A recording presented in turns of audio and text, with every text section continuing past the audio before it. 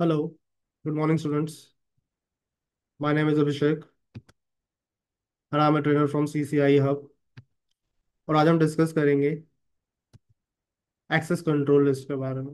ये access control list क्या होती है?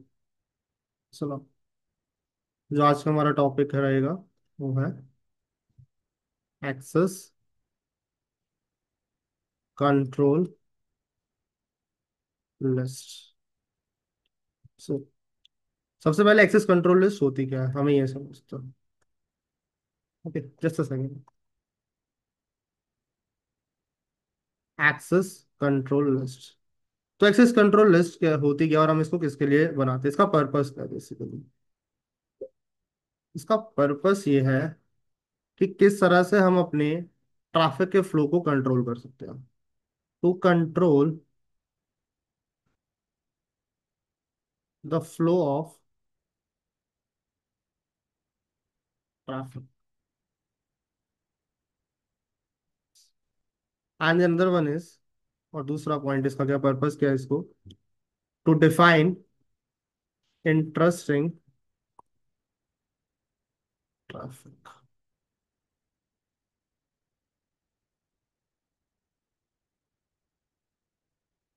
पर्टिकुलर एक्सेस कंट्रोल लिस्ट को परफॉर्म करने के लिए हमारे पास दो टाइप्स होते हैं।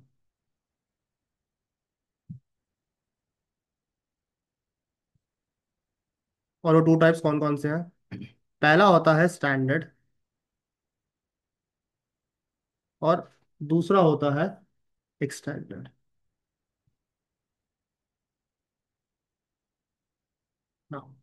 स्टैंडर्ड और एक्सटेंडेड में फर्क क्या होता है? So standard ACL and extended ACL।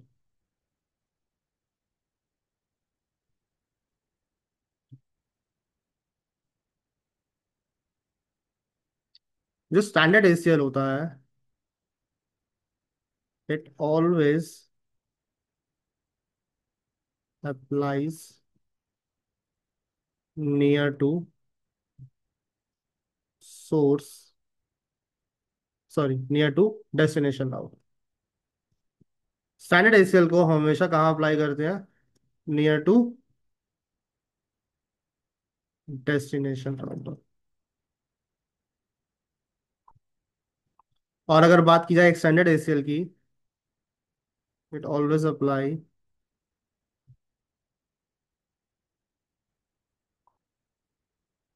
Near to source route.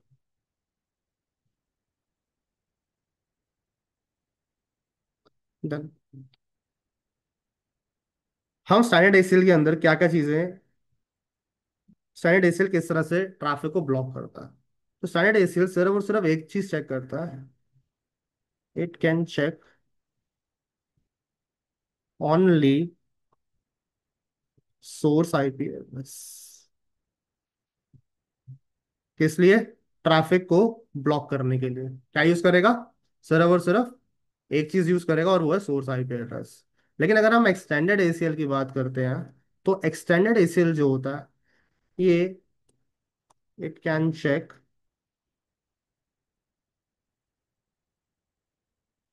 Source IP, destination IP,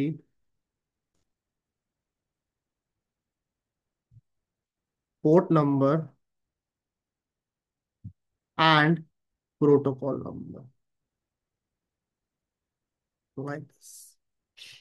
okay, और हम इनको आइडेंटिफाई कैसे करते हैं? तो स्टैंडर्ड ACL को अगर हमें आइडेंटिफाई करना है तो उसका नंबर होता है, वो होता है हमारा नंबर 1 से लेके 99 के बीच में। और अगर हमें एक्सटेंडेड ACL को डिफाइन करना है तो उसका नंबर होता है 100 से लेके 199 के बीच में। ओके, तो आज का जो हमारा फोकस रहेगा वो हमारा रहेगा स्टैंडर्ड ACL पे। हम स्टैंडर्ड ACL को यूज करके कैसे ट्रैफिक को ब्लॉक कर सकते हैं। सो लेट सपोज हमारे पास एक टोपोलॉजी है, R1 कनेक्टेड विद R2। दो राउटर्स आपस में कनेक्टेड है और फर्दर दोनों एक स्विच से भी कनेक्टेड है, like this।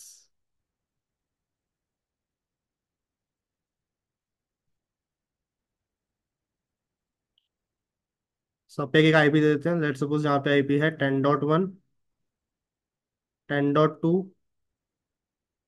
20.1, 30.1, 20.2, 20.3, 30.2 एंड 30.3।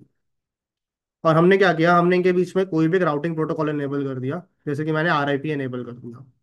अब आरआईपी एनेबल करने से क्या होगा, सारे एंड होस्ट एक दूसरे के नेटवर्क से आपस में कम्युनिकेट करेंगे, यानी सिंपल, नेटवर्क 20 के होस्ट जो भी हैं नेटवर्क 30 के होस्ट से कम्युनिकेट करना स्टार्ट कर देंगे। अब लेट सपोज करो हमारी कंपनी की रिक्वायरमेंट है। तो हमारी कंपनी की रिक्वायरमेंट ये है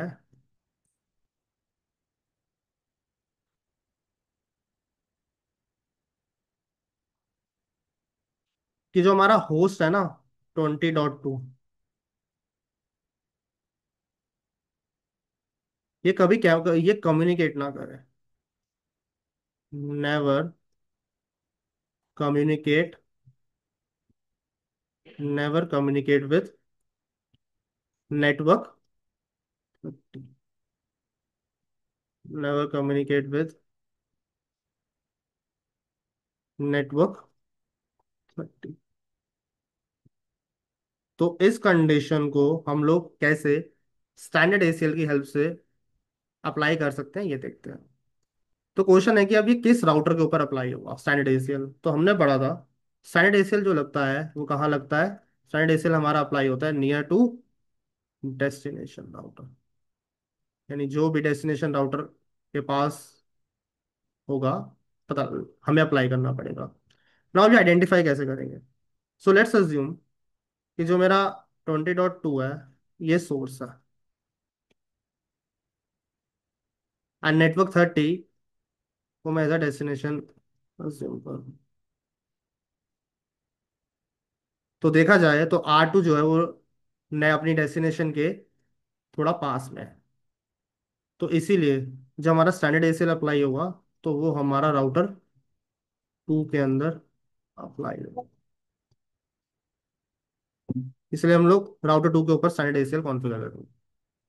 thanks everyone, I hope you like it.